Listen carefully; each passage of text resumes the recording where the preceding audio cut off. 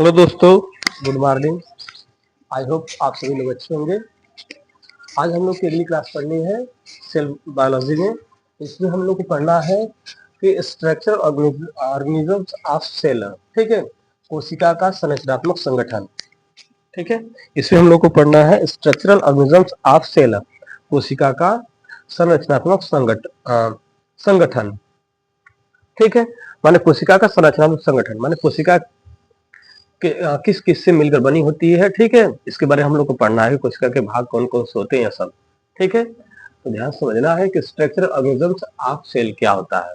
ठीक है, तो हम लोग कल ठीक है सेल के बारे में समझे थे। तो इसमें हम लोग को पढ़ना है ठीक है कि स्ट्रक्चरल ऑर्गेनिजम्स ऑफ सेल, कोशिका का संरचनात्मक संगठन क्या होता है। ठीक है, तो लिखिएगा, इसमें थोड़ा समझिएगा। कह रहा है कि इस generalized animals cell is broadly formed of three major parts। ठीक है, जो कोशिका होते हैं, कोशिका के अगर बात किया जाए तो विस्तृत रूप से मुख्यतः तीन घटक होते हैं। ठीक है, अगर बात की जाए कोशिका के मुख्यतः तीन घटक होते हैं। ठीक है, कौन कौन से होते हैं? तो एक को हम लोग बोल सकते हैं, ध्यान समझिएगा, एक को बोला जा सकता है प्लाज्मा मेम्ब्रेन। ठीक है, प्लाज्मा मेम्ब्रेन या सेल मेम्ब्रेन बोलते हैं। ठीक है, कोशिका के मुख्यतः संरचनात्मक संगठन में पहला क्या होगा, ध्यान रखना, कोशिका मुख्यतः तीन उसके भाग संगठन होते हैं, माने तीन लोग उसके माने तीन कारक उसके संगठन होते हैं, तीन उसके मुख्य ग्रुप होते हैं।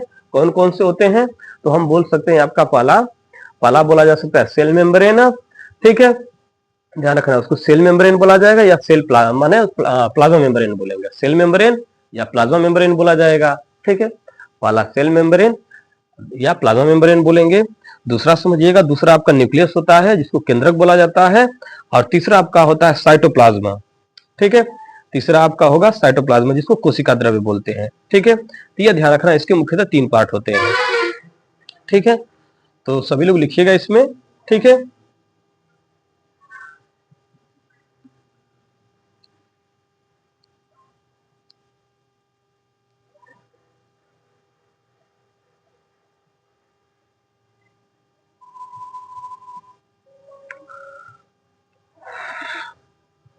देखिए, ए generalized animal.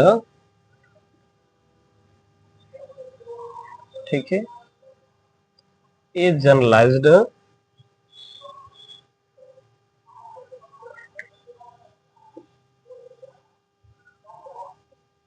A generalized animal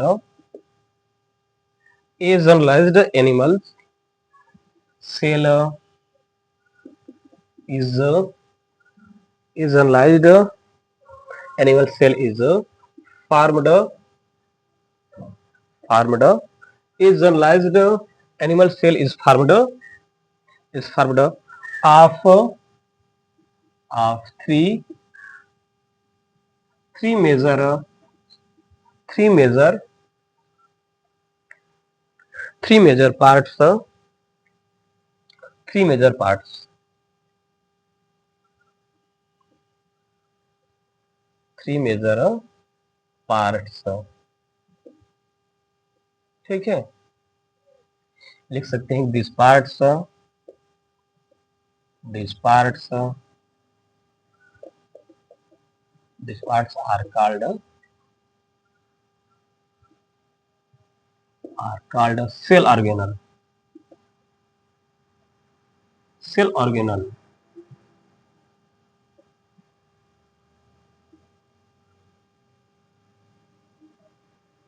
ठीक है, ध्यान रखना, उसको क्या बोला जाएगा, तो कह रहा है कि सेल ऑर्गेनल बोलते हैं उनको, कोशिकांग बोला जाता है। ठीक है, जो कोशिका होती है, कोशिका के मुख्यतः तीन पार्ट होते हैं जिसको हम लोग क्या बोल सकते हैं, सभी पार्ट्स को हम लोग सेल ऑर्गेनल बोला जाता है। ठीक है,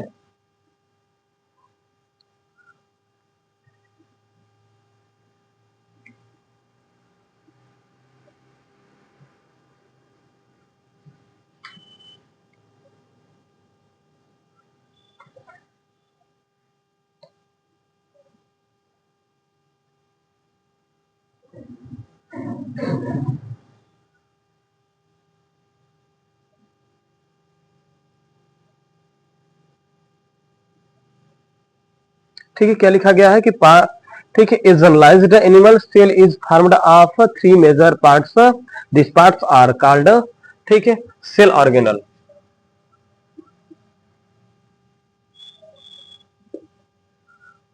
ठीक है, उसको क्या बोलेंगे, उसको बोला जाता है सेल ऑर्गेनल बोलते हैं। उसको क्या कहते हैं, तो सेल ऑर्गेनल, सेल ऑर्गेनल्स कह सकते हैं। ध्यान रखना है कि a generalized animal cell is formed of the major parts, ठीक है, गलती लिखी है क्या, a generalized animal cell is formed of, ठीक है, थ्री, ऑफ थ्री होगा, of three major parts, this parts are called cell organelle. इनको हम लोग क्या कहते हैं, इनको हम लोग सेल ऑर्गेनल बोलते हैं, कोशिकांग कहा जाता है। ठीक है, तो ध्यान रखना है कि जो कोशिका होती है, कोशिका माने कह रहा है कि जो जीव होते हैं, जो एनिमल्स होते हैं, ठीक है, कह रहा है कि एनिमल्स में कोशिका के मुख्यतः तीन घटक होते हैं। ठीक, इन तीनों घटक को हम लोग क्या कह सकते हैं, उन्हें हम लोग कोशिकांग कह सकते हैं, सेल ऑर्गेनल बोला जाता है। ठीक है, क्या लिखा जाएगा, जीवों में कोशिका,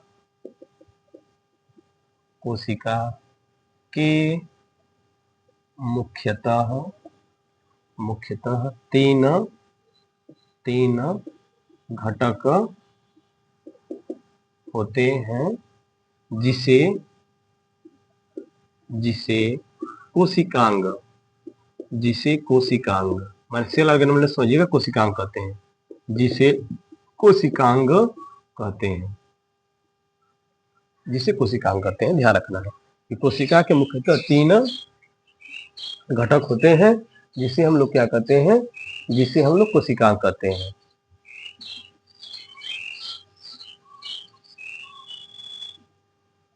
ठीक है, जिसे क्या कहा जाता है, कोशिकांग कहते हैं। तो ध्यान समझना है कि कोशिकांग किसे कहा जाएगा, तो ध्यान समझना जीव में कोशिका के मुख्यतः तीन घटक होते हैं, जिसे क्या बोला जाता है, कोशिकांग। ये सभी पार्ट्स को मिलाकर हम लोग क्या बोलेंगे, कोशिकांग बोलेंगे।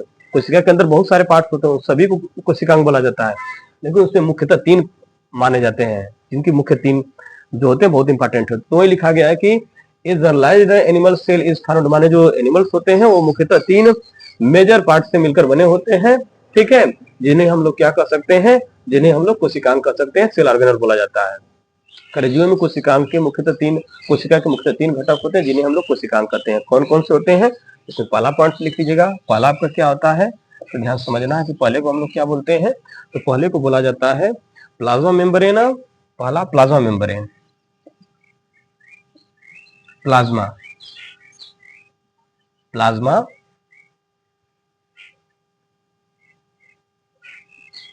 प्लाज्मा मेम्ब्रेन,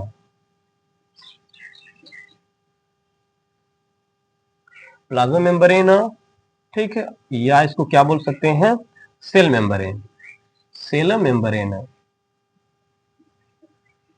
ठीक है, ध्यान रखना है कि कोशिका के मुख्यतः तीन मेजर पार्ट्स होते हैं। पहला आपको क्या बोला जाएगा, प्लाज्मा मेम्ब्रेन या सेल मेम्ब्रेन बोलते हैं। इसकी हिंदी क्या होती है, तो ध्यान रखना है कि इसको हम हिंदी में क्या कर सकते हैं, तो इसको हिंदी में बोला जाएगा, ठीक है, इसको हिंदी में हम बोलते हैं, ठीक है, प्लाज्मा झिल्ली या कोशिका कला बोला जाता है। क्या बोला जाता है, इसको हम लोग बोलते हैं प्लाज्मा,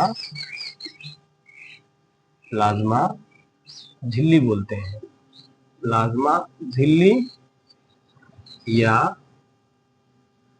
प्लाज्मा झिल्ली बोली जाती है, या इसको हम क्या कर सकते हैं, कोशिका कला बोलते हैं, कोशिका कला, कोशिका कला होती है। ध्यान रखना है कि सभी जीवों में मुख्यतः कोशिका के तीन सेल ऑर्गेनल होते हैं। कौन कौन से होते हैं, तो बोल सकते हैं प्लाज्मा मेम्ब्रेन और या सेल मेम्ब्रेन। ठीक है, जिसको हिंदी में प्लाज्मा झिल्ली या कोशिका झिल्ली बोली जाती है। दूसरा आपका कौन सा पार्ट होता है, दूसरा आपका न्यूक्लियस होता है।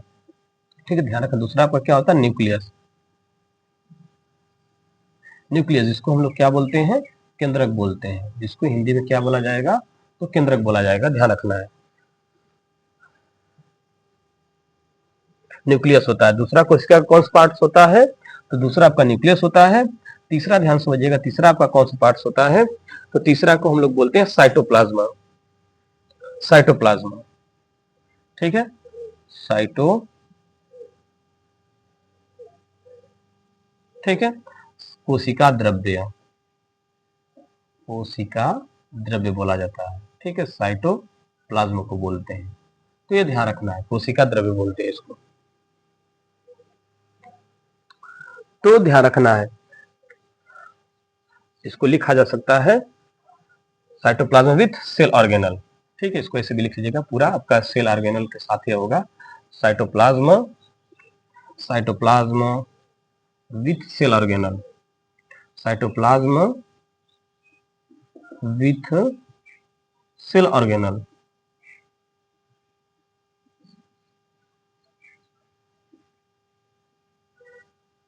सेल ऑर्गेनल, सेल ऑर्गेनल्स लिख लीजिएगा, ठीक है, जिसको कोशिका द्रव्य बोलते हैं, कोशिका द्रव्य, कोशिका द्रव्य। तो यह सब मुख्यतः किसके भाग हैं, तो ध्यान रखना है कि यह सब सेल ऑर्गेनल के भाग होते हैं। तो वही कह रहा है कि जीवों में मुख्यतः 3, ठीक है, सेल ऑर्गेनल होते हैं, ठीक है, कौन कौन से होते हैं, तो ध्यान रखिएगा, प्लाज्मा मेम्ब्रेन या सेल मेम्ब्रेन बोला जाता है, दूसरा आपका न्यूक्लियस होता है, तीसरा आप क्या बोल सकते हैं, तीसरा आप, ठीक है, उसको बोला जा सकता है साइटोप्लाज्मा, या आप क्या बोल सकते हैं, साइटोप्लाज्म विथ सेल ऑर्गेनल, ठीक है। इसका मतलब क्या है, तो इसका मतलब साइटोप्लाज्म का मतलब समझिएगा कि कोशिका द्रव्य होता है। आप कोशिका द्रव्य में बहुत सारे आपके सेल ऑर्गेनल मिल जाएंगे, माइटोकॉन्ड्रिया होगा, लाइसोसोम होगा, गाल्जी एपार्टस होगा, ठीक है, ठीक है, ये सब आपको बहुत सारे उसमें मिलेंगे, ठीक है। तो इसलिए इसको बोला गया है साइटोप्लाज्म विथ सेल ऑर्गेनल, माने पूरा जो साइटोप्लाज्म होगा, ठीक है, उसमें बहुत सारे सेल ऑर्गेनल्स आएंगे, ठीक है, जिसे माइटोकॉन्ड्रिया बताएं, ठीक है, माइटोकॉन्ड्रिया हो गया आपका, राइबोसोम हो जाएगा, लाइसोसोम हो जाएगा, ठीक है, गाल्जी एपार्टस हो जाएगा, ठीक। तो ये सब सेल ऑर्गेनल के अंतर्गत आते हैं। तो ध्यान रखना है कि यहाँ पे लिखा गया is generalized animal cell is formed of 3 major parts, this parts are called cell organelle. इन सभी पार्ट को हम लोग क्या बोल सकते हैं, सेल ऑर्गेनल बोल सकते हैं, लेकिन ध्यान रखना है कि वो मुख्यतः सेल ऑर्गेनल कौन कौन से होते हैं, तो वही लिखा गया आपका प्लाज्मा मेम्ब्रेन या सेल मेम्ब्रेन बोलते हैं। ध्यान समझना है कि कोशिका के मुख्यतः 3 मेजर पार्ट्स होते हैं। पहला आपका हो जाएगा प्लाज्मा मेम्ब्रेन या सेल मेम्ब्रेन बोलेंगे, दूसरा आपका न्यूक्लियस होता है जिसको केंद्रक बोला जाता है, तीसरा आपका लिखा गया साइटोप्लाज्म जिसको कोशिका द्रव्य बोलते हैं। बात समझ में आया, ठीक है, तो ध्यान समझिएगा। वहीं यहाँ पे लिखा गया स्ट्रक्चरल ऑर्गेनिज्म ऑफ सेल, कोशिका का संरचनात्मक संगठन, ठीक है, तो ध्यान समझिएगा, ठीक है। तो यह इसके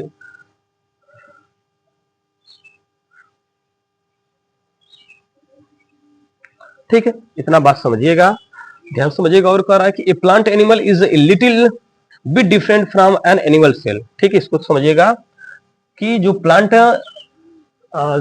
सेल होते हैं और जो एनिमल सेल होते हैं उसमें बहुत थोड़ा चेंजेस होता है, ठीक है। तो वही बोला जाता है कि ए प्लांट, ठीक है, cell is a little bit different from an animal cell, माने जो प्लांट सेल होते हैं वो एनिमल सेल से बहुत कम उसमें क्या होता है, चेंजिंग पाया जाता है, बहुत कम उनमें डिफरेंट होता है, बहुत कम उनमें परिवर्तन होता है, ठीक है। कौन कौन से हो सकते हैं परिवर्तन, ध्यान समझिएगा कि it has a cell wall, जो प्लांट सेल होते हैं उसमें क्या होता है, सेल वाल पाया जाता है, ठीक है। और क्या होता है, तो कह रहा कि and vacuole in addition to these structural, कह रहा है कि जो प्लांट सेल होते हैं, प्लांट सेल में आपको मुख्यतः क्या पाए जाएंगे, तो कह रहा है कि एक सेल वाल हो जाता है और वैक्यूल्स हो जाते हैं। तो इसी कारण वो क्या होते हैं कि प्लांट सेल जो होते हैं एनिमल सेल से डिफरेंट होते हैं। ध्यान समझना है कि प्लांट सेल एनिमल सेल से क्यों डिफरेंट होते हैं, तो ध्यान रखना प्लांट सेल में आपका सेल वाल पाया जाता है और वैक्यूल्स होते हैं, जबकि एनिमल सेल में कह रहा है कि प्लांट से कह रहा है कि जो सेल वाल होता है वो नहीं होते हैं, ठीक है, तो ध्यान रखना है। तो यही सब उसमें डिफरेंट हम लोग को समझना है, ठीक है। चलिए, तो हेडिंग आप लोग अब इसमें पढ़ना है हम लोग को, ठीक है।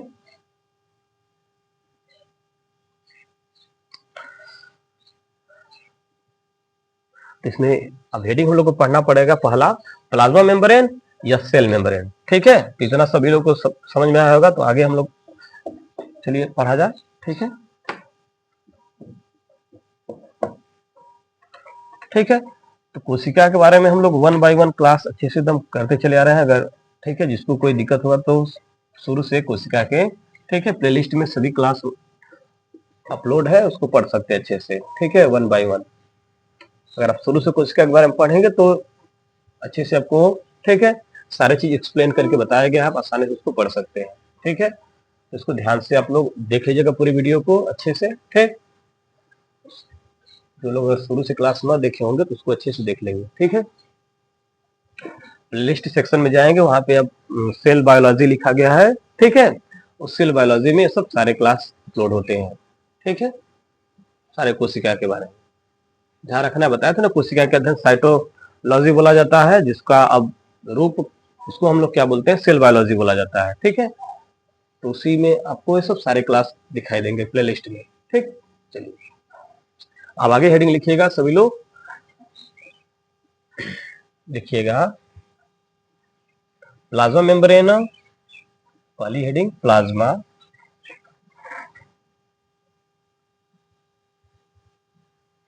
मेम्ब्रेन, प्लाज्मा मेम्ब्रेन और सेल मेम्ब्रेन, ठीक है। प्लाज्मा मेम्ब्रेन और सेल मेम्ब्रेन, ठीक है। प्लाज्मा झिल्ली, प्लाज्मा झिल्ली, प्लाज्मा झिल्ली या, ठीक है, कोशिका, ठीक है, प्लाज्मा झिल्ली या इसको क्या बोला जाएगा, कोशिका कला, प्लाज्मा झिल्ली या कोशिका कला, ठीक है, ध्यान रखना है। तो ये आपकी पहली हेडिंग है, जिसमें हम लोग क्या बोलेंगे, प्लाज्मा मेम्ब्रेन बोला जाएगा, चाहिए प्लाज्मा झिल्ली बोलेंगे, ठीक है, जिसको हिंदी में बोलते हैं कोशिका, ठीक है, कला या प्लाज्मा झिल्ली बोली जाएगी, ठीक है। इसको सभी लोग नोट कर लेंगे। चलिए प्लाज्मा मेम्ब्रेन और सेल मेम्ब्रेन, तो अब बात करें भाई प्लाज्मा मेम्ब्रेन या सेल मेम्ब्रेन क्या होता है, ठीक है। प्लाज्मा मेम्ब्रेन या सेल मेम्ब्रेन क्या होता है, तो ध्यान रखना कर रहा कि plasma membrane is the outermost covering of all cell, कह जो कोशिका होता है, मान लीजिए अगर हम एक छोटे से स्ट्रक्चर बना दें, ठीक, एक ऐसे मान लीजिए हमारी, ठीक है, पूरी कोशिका बन गई, सभी अंदर इसके पार्ट, कोशिका के सब पार्ट हैं, सेल ऑर्गेनल सब समझ लीजिएगा, कुछ इसके अंदर कुछ भरा होगा, ठीक है, कुछ होगा। तो इसके बाहरी जो यह आवरण समझ लीजिए जो बना हुआ है, मान लीजिए कोशिका हो गई है, कोशिका के बाहर का जो समझ लीजिए आवरण बना हुआ है, ठीक है, यह आवरण आपका क्या बोला जाएगा, ठीक है। यह आवरण ही बाहर वाला जो वाल होगा उसी को हम लोग क्या बोलते हैं, बाहर की जो दीवार होती है, ठीक है, बाहर वाला जो सर्कल बना हुआ है इसी को हम लोग क्या बोलते हैं, इसी को बोला जा सकता है आपका प्लाज्मा मेम्ब्रेन बोल सकते हैं या सेल मेम्ब्रेन बोला जाएगा। तो वही लिखा गया, plasma membrane is the outermost covering of all cell. Plasma membrane क्या होता है, सेल को पूरी तरह से बाहरी रूप से क्या किया रहता है, कवर किया रहता है, ढका रहता है, ठीक है। ध्यान रखना है कि इसे कोशिका कला, ठीक है, करा है कि इसे कोशिका द्रव्य कला भी कहते हैं। जो प्लाज्मा मेम्ब्रेन होता है इसको क्या बोला जाता है, तो कह रहा है कि इसे कोशिका द्रव्य कला भी कहते हैं। यह रचना पौधों तथा जंतुओं दोनों में पाई जाती है। कह रहा है कि जो यह प्लाज्मा मेम्ब्रेन है, ठीक है, या सेल मेम्ब्रेन है, यह रचना किसमें, कह रहा दोनों में पाई जाती है। कह रहा पादप कोशिकाओं में यह कोशिका भित्ति के ठीक भीतर स्थित होती है, जंतु कोशिकाओं में यह कोशिका का सबसे बाहरी आवरण होता है, ठीक है। कह रहा कि जो प्लाज्मा मेम्ब्रेन होती है या सेल मेम्ब्रेन होती है, कह रहा कि पादप कोशिका में भीतर अंदर स्थित होती है, जबकि जंतु कोशिका में कहां होती है, बाहर होती है, ठीक है। तो ध्यान रखना है। तो हम लोग पढ़ेंगे कि plasma membrane is the outermost covering of cells. It separated the cell contents from the external environment. Actually every cell is bounded by extremely thin elastic and selectively membrane, ठीक है, इस कॉल्ड प्लाज्मा मेम्ब्रेन। कह रहा है कि जो कोशिका होती है, ठीक है, कह रहा है कि एवरी सेल इज बाउंडेड, माने प्रत्येक कोशिका, ठीक है, कह रहा है कि प्रत्येक कोशिका बाउंडेड बाई एक्सट्रीमली थिन, माने एक पतली लेयर से क्या होती है, वो घिरी होती है, ठीक है, ढकी होती है, ठीक है। कह रहा है कि इलास्टिक एंड सिलेक्टिवली मेम्ब्रेन, माने एक लचीली टाइप की, ठीक है, एक झिल्ली होती है, ठीक है, जिससे वो क्या होती है, कवर होती है, ढकी होती है, ठीक है, जिसे हम लोग क्या बोलते हैं, तो कह रहा है प्लाज्मा मेम्ब्रेन कहा जाता है। कह रहा इट इज अबाउट 7 to 10 है ना, माने नैनोमीटर थिक होती है, माने 7 से 10 मीटर तक क्या हो सकती है, मोटी हो सकती है, ठीक है। ध्यान रखना है कि जो प्लाज्मा मेम्ब्रेन होता है वो लगभग 7 से 10 नैनोमीटर तक क्या हो सकती है, थीन हो सकती है, मोटी हो सकती है। और बोल सकते हैं हम लोग इसके बारे में, ठीक है, कि इसको हम लोग केवल किसे दे सकते हैं, तो इलेक्ट्रो माइक्रोस्कोप से देखा जा सकता है। ध्यान रखना है, प्लाज्मा मेम्ब्रेन को किससे देख सकते हैं, तो प्लाज्मा मेम्ब्रेन को हम लोग इलेक्ट्रो, ठीक है, माइक्रोस्कोप से देख सकते हैं। और बोला जा सकता है कि इट इज फॉर्म्ड ऑफ, ठीक है, लिपिड्स। ये किससे मिलकर बनी होती है, लिपिड से मिलकर बनी होती है, लिपिड्स और प्रोटीन से मिलकर बनी होती है। And can not be separated from the cell cytoplasm, ठीक है, करा है कि, और यह साइटोप्लाज्म से अलग करा है कि, तो पहले इसके बारे में थोड़ा सा लिख लीजिए, तो फिर आगे हम लोग बात करेंगे।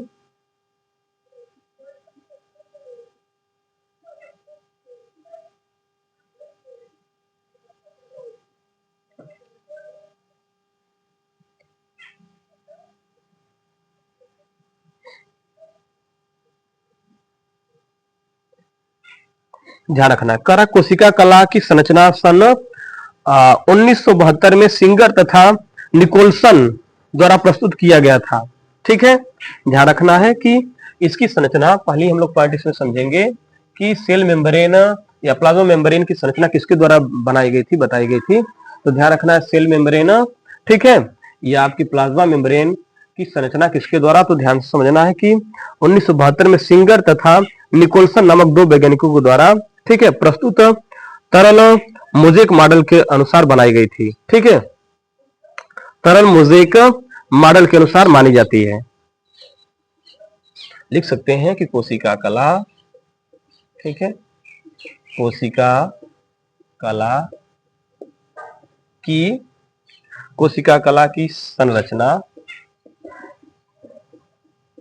कोशिका कला की संरचना सन 1972, कोशिका की कला की संरचना सन 1972 में सिंगर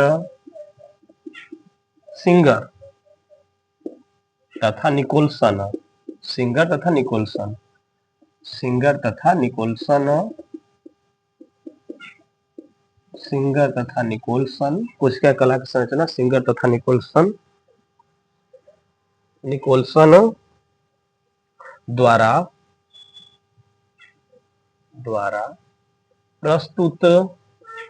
प्रस्तुत तरल मोजेक मॉडल के अनुसार, तरल मोजेक मॉडल, ये ध्यान रखना है कि एनसीईआरटी में दिया गया है, इसलिए इसको ध्यान समझिएगा। तरल मोजेक मॉडल के अनुसार, तरल मोजेक मॉडल के अनुसार मानी जाती है, ठीक है, ये ध्यान रखना है।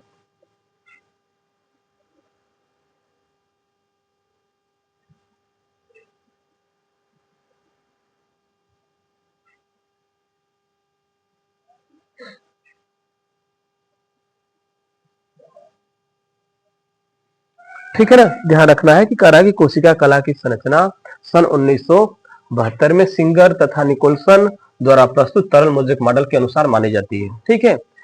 इसको हम लोग क्या बोलते हैं, जिस तरह आप देखते हैं ना भाई, एक तरह से पिज्जा बोला जा सकता है, ठीक है, तो उसमें बहुत सारे मटेरियल्स उसके अंदर सब फिट किए जाते हैं, भरे रहते हैं, तो उसी अकॉर्डिंग ये मॉडल प्रस्तुत किया, जिसको हम लोग तरल मोजेक मॉडल भी बोला जाता है, ठीक है। तो ध्यान रखना है कि कोशिका कला की संरचना सन 1972 में सिंगर तथा निकोलसन द्वारा प्रस्तुत तरल मोजेक मॉडल के अनुसार मानी जाती है, ठीक है। इसे कब प्रस्तुत किया गया था, ध्यान रखना है, सन 1972 में किसके द्वारा, सिंगर तथा निकोलसन के द्वारा प्रस्तुत किया गया था, ठीक है।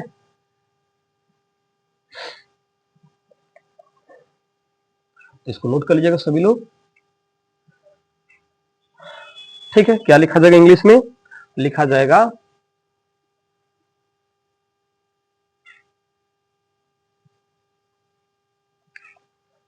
ठीक है,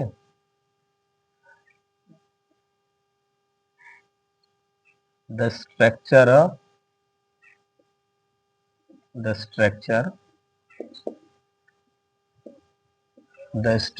of plasma membrane,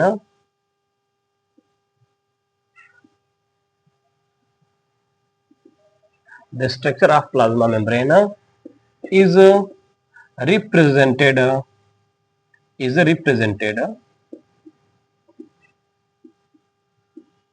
is represented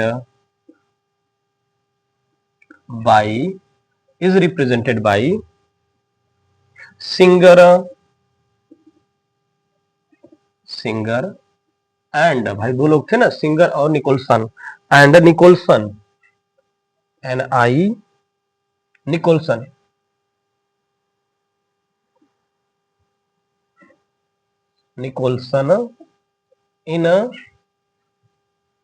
इन 1972, ठीक है, is based on ठीक है, liquid is based on liquid mosaic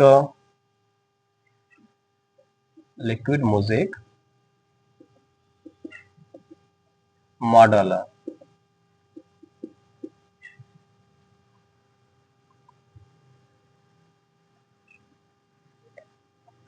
ठीक है, लिक्विड मोज़ेक का मॉडल, ठीक है।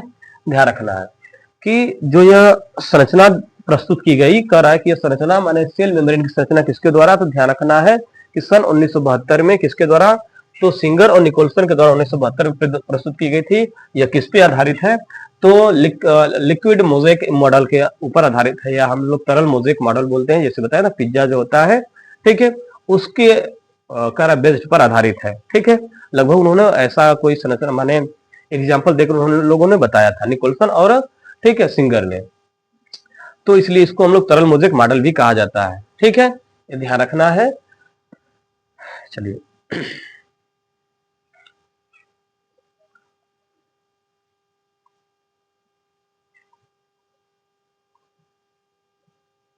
ठीक है, ध्यान रखना है कि जो यह सेल मेम्ब्रेन होता है या प्लाज्मा मेम्ब्रेन जो होता है, इसकी रचना कर रहा है कि फास्फोलिपिड और वो की दो पतली परत से होती है। ठीक है, कर रहा है कि जो इसकी संरचना होती है, इसकी रचना किससे, तो कर रहा है फास्फोलिपिड माने एक प्रोटीन होता है। ठीक है, उस कर रहा है कि उस फास्फोलिपिड प्रोटीन से इसकी क्या होती है, रचना होती है। ठीक है, जो सेल मेम्ब्रेन होता है, सेल मेम्ब्रेन की रचना फास्फोलिपिड प्रोटीन के से होती है। ठीक है, कर रहा है फास्फोलिपिड प्रोटीन की से होती है। ठीक है, कह रहा है कि जल में विलय अधिकांश पदार्थ इन परतों के पार नहीं कर पाते हैं। कह रहा है कि जो जल में विलय अधिकांश पदार्थ होते हैं वो, ठीक है, कह रहा है इस मेम्ब्रेन से पार नहीं जा पाते हैं। ठीक है, झिल्ली क्या करती है, उनको एक आवरण प्रदान करती है, जिससे उनको जब बाहर जाने से क्या करती है, रोकती है। ठीक है, ध्यान रखना है। कह रहा है कोशिका कला में प्रोटीन के अधिकांश पदार्थ इन परतों को पार नहीं करते हैं। ठीक है, ध्यान रखना है, कोशिका कला में जो भी पदार्थ रहेंगे, जो भी लिक्विड रहेंगे, इसके बाहर नहीं जा पाते हैं। ठीक है, इसका काम यही होता है वो कि जो कोशिका कला है, कोशिका कला के अंदर जितने भी लिक्विड पदार्थ होंगे, ठीक है, करा है कि वह इससे बाहर नहीं जा पाते हैं, उसको क्या करता है, बाहर जाने से रोकता है। ठीक,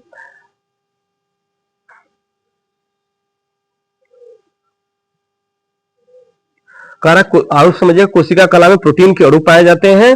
ठीक है, प्रोटीन के अणु वसा और वो की परतों की बाहरी सतहों पर लगे होते हैं। कारक जो प्रोटीन माने जो कोशिका कला होता है, कोशिका कला में किसके प्रोटीन के अणु पाए जाते हैं। ठीक है, प्रोटीन के अणु पाए जाते हैं और कारक की वसा अणुओं की बाहरी परत से जाने से रोकते हैं।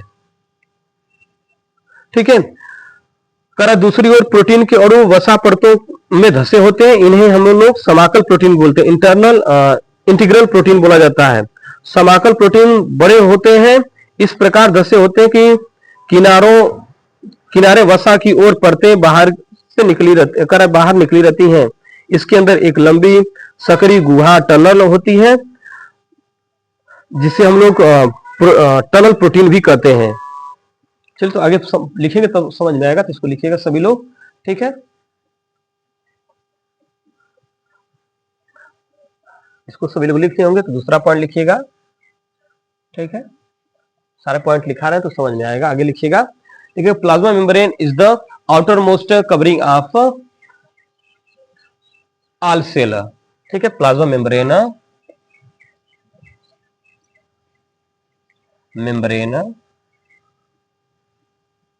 प्लाज्मा मेम्ब्रेन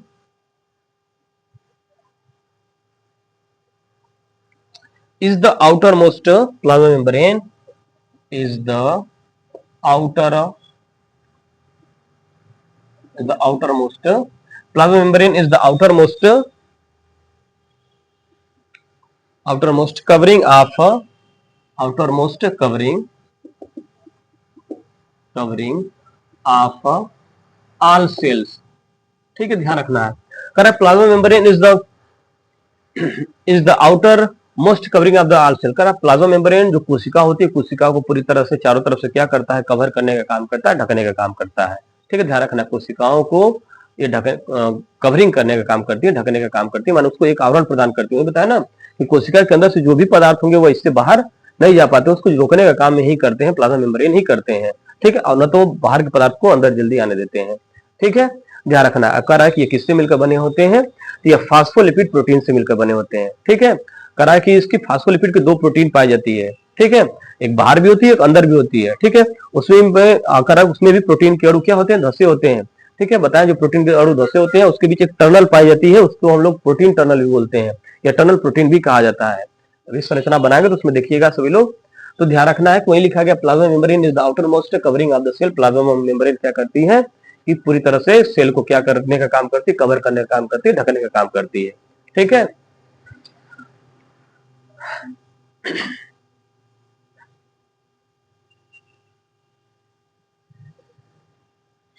ठीक है, इसको लिख लीजिएगा कि प्लाज्मा मेम्ब्रेन माने कोशिका का प्लाज्मा झिल्ली, प्लाज्मा झिल्ली,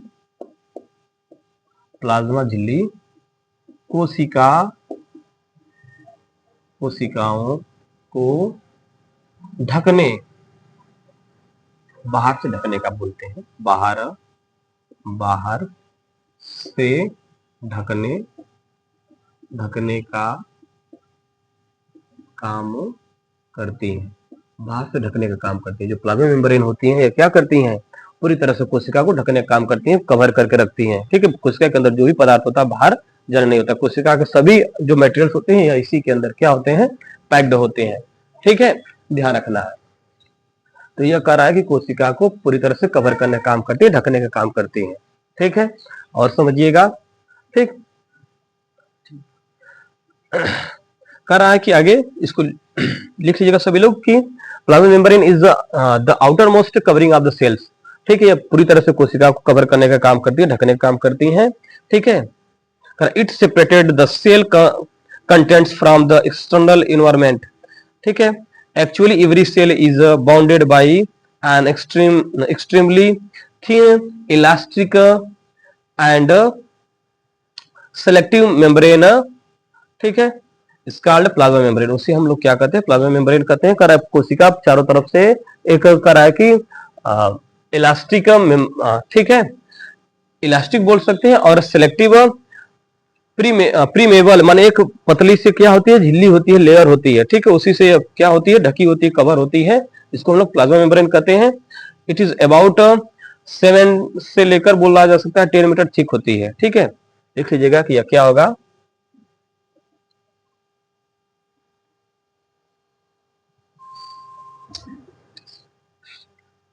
It is about 7 से लेकर 10 nanometre. It is about 7 to 10, ठीक है, नैनोमीटर थिक माने मोटी होती है। ध्यान रखना, it is about 7 to 10 metre thick. जो आपका कह रहा है कि कोई सेल मेम्ब्रेन होता है, सेल मेम्ब्रेन 7 से 10 नैनोमीटर तक क्या होती हैं, मोटी होती हैं। एंड कैन बी सीन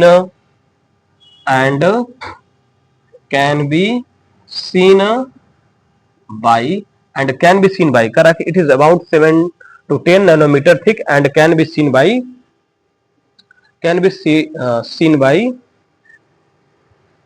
या कैन बी सीन ओनली लिखिएगा, can be seen only.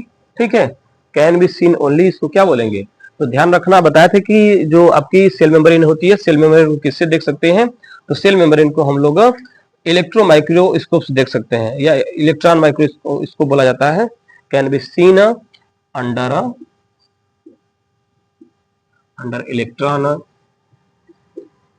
Electron microscope. Electron microscope से देख सकते हैं। तो लिख लीजिएगा कि जो कोशिका द्रव्य होता है या कोशिका द्रव्य बोलो, कोशिका जो झिल्ली होती है, इसे लिख लीजिएगा इसको प्लाज्मा झिल्ली। प्लाज्मा झिल्ली जो होती है, प्लाज्मा झिल्ली 7 से 10 नैनोमीटर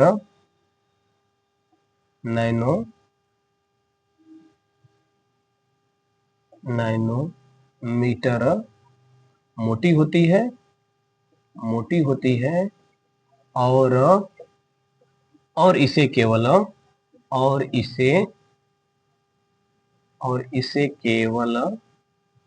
इसे केवल इलेक्ट्रॉन, ध्यान रखना, पूछा जा सकता है इसे केवल किसे देखा जा सकता है, इसे केवल इलेक्ट्रॉन माइक्रोस्कोप से देखा जा सकता है। इसे केवल इलेक्ट्रॉन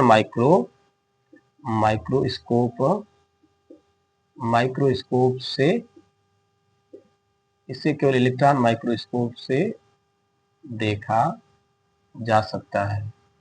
इसे केवल किससे देखा जा सकता है? इसे केवल इलेक्ट्रॉन माइक्रोस्कोप से देखा जा सकता है। जो कोशिकाएं होती हैं, कोशिका जो सेल मेम्ब्रेन होता है वह 7 से 10 नैनोमीटर तक ठीक होती है। इसे केवल हम किससे देख सकते हैं? तो इसे केवल हम लोग इलेक्ट्रॉन माइक्रोस्कोप से देखा जा सकता है। या ध्यान समझिएगा, ठीक है। और ध्यान रखना है कि एवरी सेल इज बाउंडेड, माने प्रत्येक कोशिका, ठीक है, वो घिरी होती है, ठीक है। एक्सट्रीमली थीन माने एक पतली, इलास्टिक एंड सेलेक्टिवली प्रीमेबल, माने एक पतली झिल्ली से क्या होती है? घिरी होती है, ठीक है। ध्यान रखना है कि एक लचीली पतली झिल्ली से क्या होती है? जो सेल मेम्ब्रेन होती है वह घिरी होती है। तो इसको भी लिख लीजिएगा, पहले इतना नोट कर लीजिए सभी लोग, आगे हम बताएं, ठीक। तो यह सभी लोग नोट कर लेंगे कि it is about 7 to 10 nanometre thick. जो सेल मेम्ब्रेन होता है या प्लाज्मा मेम्ब्रेन होता है वो कितनी मोटी होती है? तो 7 से 10 नैनोमीटर मोटी होती है। इन्हें हम किससे देख सकते हैं? तो ध्यान रखना, इन्हें हम लोग कराए कि इलेक्ट्रॉन माइक्रोस्कोप से देखा जा सकता है, ठीक है। इतना सभी लोग समझ में आया होगा, ठीक है। आगे हम लोग समझेंगे।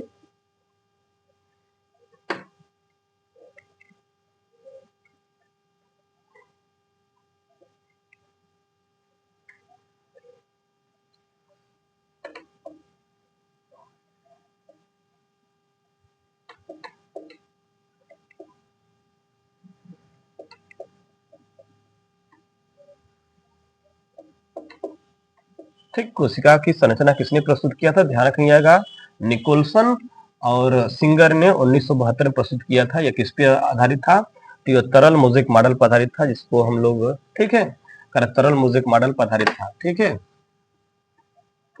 तरल मोज़ेक मॉडल पर आधारित है, ठीक है।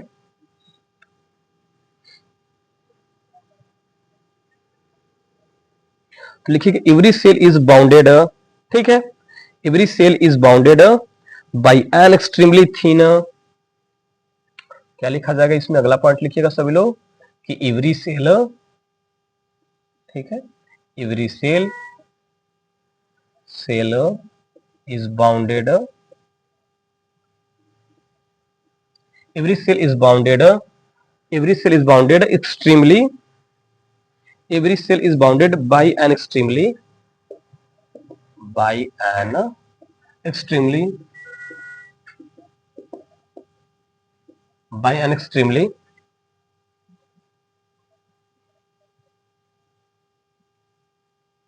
extremely thin, extremely thin and thin and elastic, elastic, ठीक है, thin and elastic। ध्यान रखना है कि every cell is bounded by an extremely thin, and मत लिखिएगा, गलती लिखिएगा, ठीक है। कह रहा है कि एवरी सेल इज बाउंडेड, ठीक है, एन एक्सट्रीमली थिन, माने बहुत क्या होती है? पतली होती है। एक्सट्रीमली थिन होती है माने बहुत, बोला जा सकता है कि पतली होती है। कैसी होती है? तो इलास्टिक होती है, इलास्टिक, ठीक है, इलास्टिक एंड बोला जा सकता है, ठीक है, इलास्टिक एंड सेलेक्टिवली,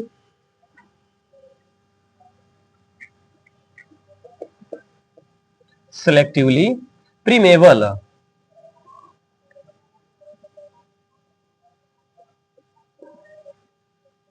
प्रीएमेबल, ठीक है, प्रीएमेबल, ठीक है, प्लाज्मा मेम्ब्रेन,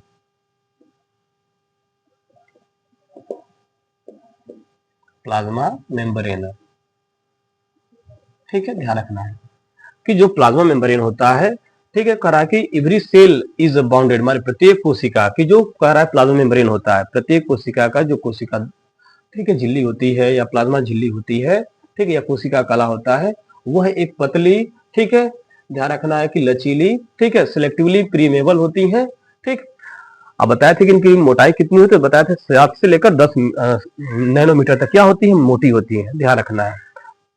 तो यहाँ पे लिखा गया कि सेल इज बाउंडेड, माने जो इवरी प्रत्येक कोशिका होती है वो घिरी होती है, ठीक है, एंड एक्सट्रीमली थिन माने बहुत पतली, इलास्टिक माने लचीली, एंड सिलेक्टिवली प्रीमेबल, ठीक है, प्लाज्मा मेम्ब्रेन, वह एक लचीली, ठीक है, कह रहा है कि पतली, ठीक है, प्लाज्मा मेम्ब्रेन से क्या होती है, कह रहा है कि जो प्लाज्मा मेम्ब्रेन होता है उसी से घिरी होती है। इसको नोट कर लीजिएगा सभी लोग।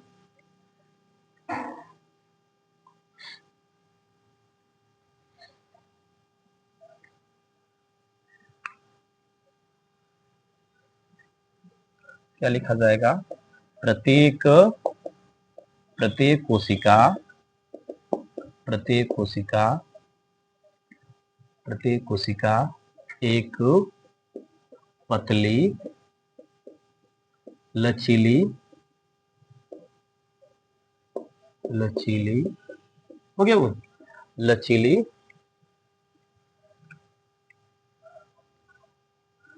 लचीली, करा प्रत्येक कोशिका एक पतली झिल्ली लचीली, क्या लिखा जाएगा, इसको ऐसे लिखेंगे ना, कह रहा है कि every cell is bounded an extremely thin elastic and selectively permeable plasma membrane, ठीक है, माने जो कोशिका का प्लाज्मा मेम्ब्रेन होता है, लिखा जाएगा कोशिका, प्रत्येक कोशिका का कोशिका झिल्ली लिखा जाएगा, प्रत्येक कोशिका, प्रत्येक कोशिका की कोशिका झिल्ली, कोशिका झिल्ली, प्रत्येक कोशिका की कोशिका झिल्ली, झिल्ली एक पतली, लचीली, लचीली झिल्ली, सिलेक्टिवली, ठीक है, प्रीमेबल माने, ठीक है, झिल्ली से घिरा होता है, बाउंडेड होता है, घिरा होता है, ध्यान रखना है।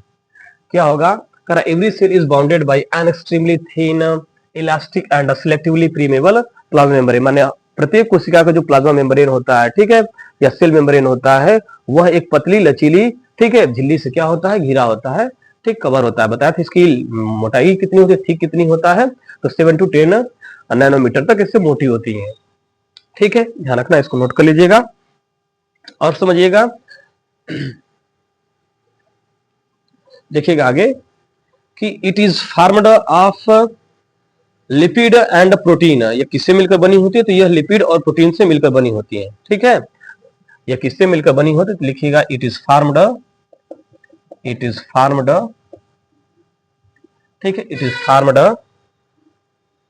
Of, it is formed of, is formed of lipids, it is formed of lipids, lipids and proteins, ये किससे मिलकर बनी होती है, तो कह रहा है it is formed of lipids and proteins, ठीक है, ध्यान रखना है कि जो प्लाज्मा मेम्ब्रेन होता है, प्लाज्मा मेम्ब्रेन किससे मिलकर बना होता था, प्लाज्मा मेम्ब्रेन आपका, ठीक है, कह रहा लिपिड्स और प्रोटीन से मिलकर बने होते हैं, ठीक है, इसको नोट कर लीजिएगा सभी लोग।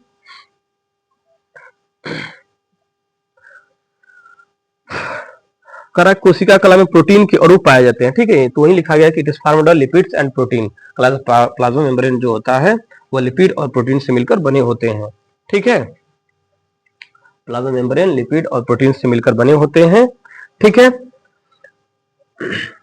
करा प्रोटीन के अणु परतों में धसे होते हैं, इन्हें, ठीक है, समाइकल प्रोटीन कहते हैं। जो प्रोटीन के अणु होते हैं ये प्लाज्मा मेम्ब्रेन के कराए में क्या होते हैं, धसे होते हैं, जिसमें समाइकल, ठीक है, समाकल प्रोटीन बोलते हैं या समाकल प्रोटीन बोला जाता है, इंटीग्रल प्रोटीन कहते हैं। कुछ समाकल प्रोटीन इतने बड़े होते हैं और इस प्रकार धसे रहते हैं कि दोनों किनारे वसा की दोनों परतों से बाहर निकल जाते हैं। कुछ इतने बड़े होते हैं और धसे होते हैं कि वो क्या होते हैं, उससे बाहर निकल आते हैं प्लाज्मा मेम्ब्रेन से। उनकी कि जो प्रोटीन के अणु होंगे वह समाकल प्रोटीन के अणु कहाँ होंगे, बाहर निकल जाते हैं।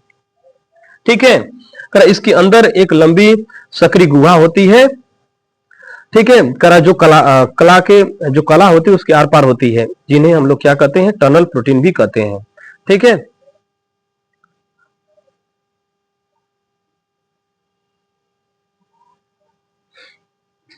तो ठीक है,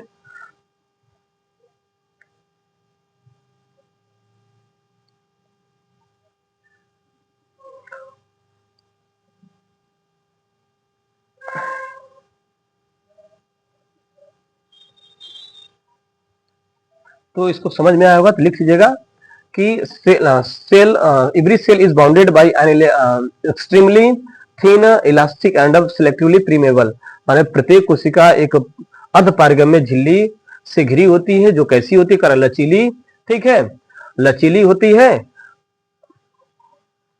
it is farmed of lipid and protein. ये किससे मिलकर बनी होती है, तो कह रहा है कि लिपिड्स और प्रोटीन से मिलकर बनी होती हैं। ध्यान रखना है कि ये किससे मिलकर बनी होती हैं, लिपिड्स और प्रोटीन से मिलकर बनी होती हैं, या जिसको हम बोला जाता है फास्फोलिपिड भी बोल सकते हैं।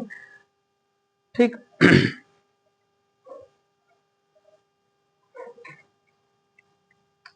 तो इसका हम लोग थोड़ा चित्र बना लें। ठीक है, चित्र बना लें, इसके बाद आगे हम लोग बात करेंगे।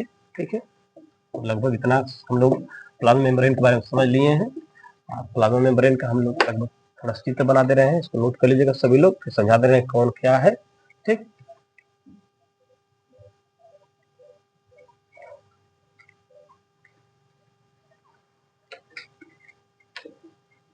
चित्र सभी लोग बना लेंगे इसको।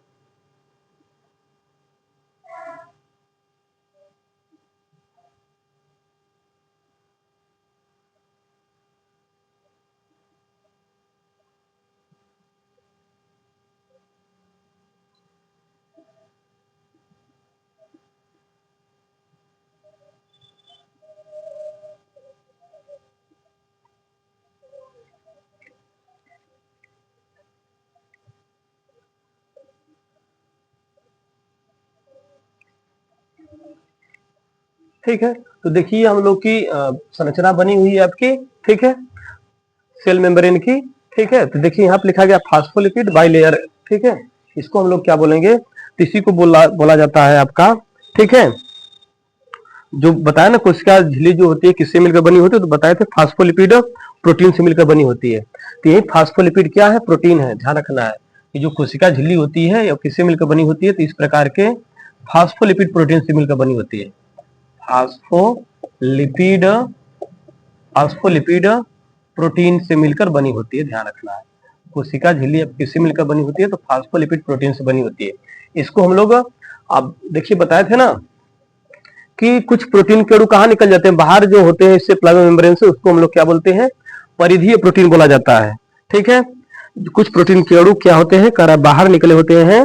ठीक है, तो जिससे हम लोग परिधीय प्रोटीन बोलते हैं। और कुछ कह रहा है कि जो प्रोटीन के अणु इसमें क्या होते हैं, बाहर भी निकले होते हैं, कुछ अंदर धसे होते हैं, उसको समाकल प्रोटीन बोला जाता है, इंटीग्रल प्रोटीन बोलते हैं। इसको ध्यान रखना है कि जो आपकी प्लाज्मा मेम्ब्रेन जो होती है, प्लाज्मा मेम्ब्रेन के अंदर कुछ प्रोटीन के अणु क्या होते हैं, धसे होते हैं। ठीक है, अंदर और कुछ बाहर भी निकले होते हैं। देख रहे हैं, कुछ अंदर धसा है, कुछ बाहर निकला है, जिस तरह ये भी निकला है ना, तो उसको हम लोग क्या बोलते हैं, उसको बोला जाता है समाकल प्रोटीन बोलते हैं, इंटीग्रल प्रोटीन बोला जाता है। उसको इंटीग्रल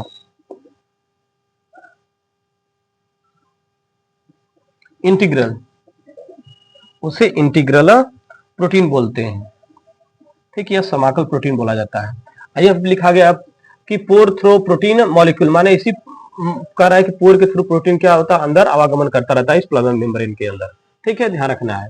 तो और यहाँ पे लिखा गया है कि पॉलीसैकेराइड चेन आउटसाइड, कह रहा है पॉलीसैकेराइड चेन बाबू क्या होती है, आउटसाइड इस तरह बनी होती है, इस तरह आपके कह रहा है कि संरचना इसमें पाई जाती है। ठीक, तो ये ध्यान रखना है।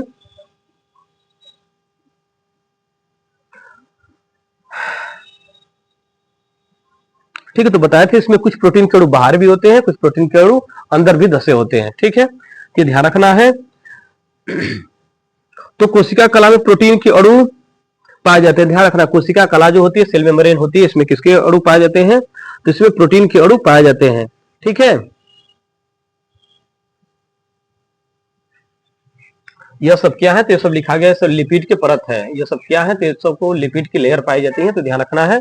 वही लिखा गया फास्फोलिपिड पर प्रोटीन है, सब है। ठीक है, कह रहा है कि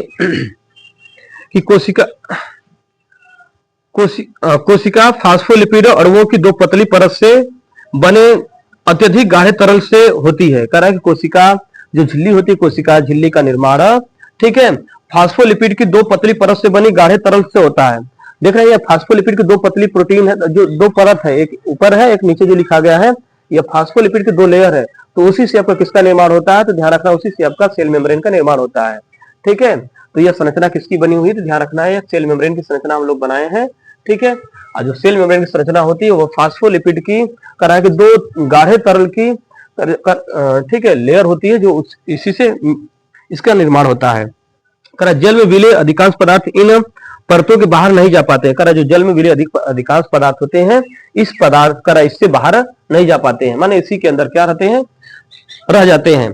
कोशिका कला में प्रोटीन के अणु भी पाए जाते हैं, ध्यान रखना, कोशिका कला में किसके अणु पाए जाएंगे, प्रोटीन के अणु पाए जाएंगे। सब प्रोटीन के अणु ही बनाए गए हैं। देख रहे हैं यहाँ पे प्रोटीन के अणु है, परिधि लिखा गया, कुछ अंदर दसे कुछ बाहर भी दसे हैं। ठीक है, तो कह रहा है कि कोशिका कला में प्रोटीन के अणु पाए जाते हैं। इसमें प्रोटीन के अणु वसा अणुओं की परतों की बाहरी सतहों पर लगे होते हैं। ठीक है, ये देख रहे हैं, कह रहा है कि यहाँ पे यह वसा के ठीक परत है, जो कह रहा है कि जो बाहरी सतह पर लगे हुए हैं। ठीक है, कह रहा है परंतु ढीले ढीले और अलग भी हो सकते हैं। कह रहा है धीरे धीरे क्या हो जाते हैं, अलग हो जाते हैं। प्रोटीन के अणु वसा परतों में धसे रहते हैं। करा कि यह सब फैट्स के परत है। करा प्रोटीन के अणु इसी में क्या होते हैं, धसे रहते हैं। देखा ना, यह इसको हम बोल सकते हैं वसा परत है। यह सब क्या है, तो लिख लीजिएगा, यह सब क्या है, वसा की परत है, वसा की परत है। ठीक है, इसी में क्या होते हैं, प्रोटीन के अणु धसे होते हैं। देख रहे हैं यहाँ पे समाकल प्रोटीन है, परिधीय प्रोटीन है, ये सब क्या होते हैं, इसी के अंदर धसे होते हैं। ठीक है, इन्हें समाकल प्रोटीन बोला जाता है। करा कि जो अंदर धसे होते हैं, ठीक है, वसा के अंदर जो प्रोटीन धसे होंगे उनको क्या कहेंगे, समाकल प्रोटीन कहेंगे। माने जो प्रोटीन सेल मेम्ब्रेन में, ध्यान रखना है कि वसा करा है कि वसा प्रोटीन के वसा जो परत है उसके अंदर धसे होते हैं, उन्हें क्या कहते हैं, समाकल प्रोटीन बोला जाता है, इंटीग्रल प्रोटीन बोलते हैं। ठीक है, करा कुछ समाकल प्रोटीन इतने बड़े होकर होते हैं, इस प्रकार बाहर धसे रहते हैं। ठीक है, इन दोनों किनारों पर वसा के दोनों परतों से बाहर निकलते हैं। ठीक है, वो कह रहा है कि देख रहे हैं, कह रहा है कि कुछ ऐसे होते हैं, कह रहा है कुछ अंदर भी धसे होते हैं, कुछ बाहर भी धसे होते हैं। देख रहे हैं ना, कह रहा है कि देख रहे कुछ आगे आपका बाहर निकला हुआ है और कुछ भाग इसका अंदर धसा हुआ है। ठीक है, समाकल प्रोटीन का।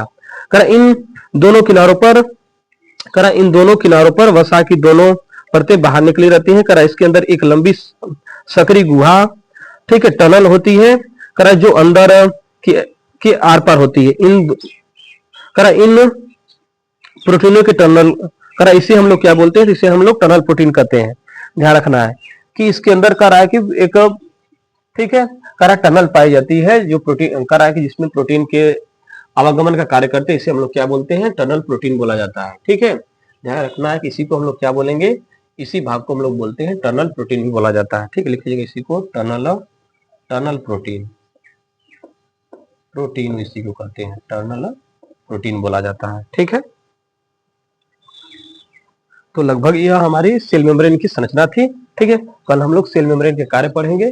ठीक है, तो ध्यान समझिएगा। ठीक, तो इसको संरचना सभी लोग बना लेंगे। ठीक है, तो सेल मेम्ब्रेन के बारे में लगभग सभी लोगों को समझ में आया होगा। ठीक है, अगर वीडियो अच्छी लगी होगी तो इसको अधिक से अधिक शेयर कर दीजिएगा, लाइक कर दीजिएगा और चैनल को सब्सक्राइब कर दीजिएगा।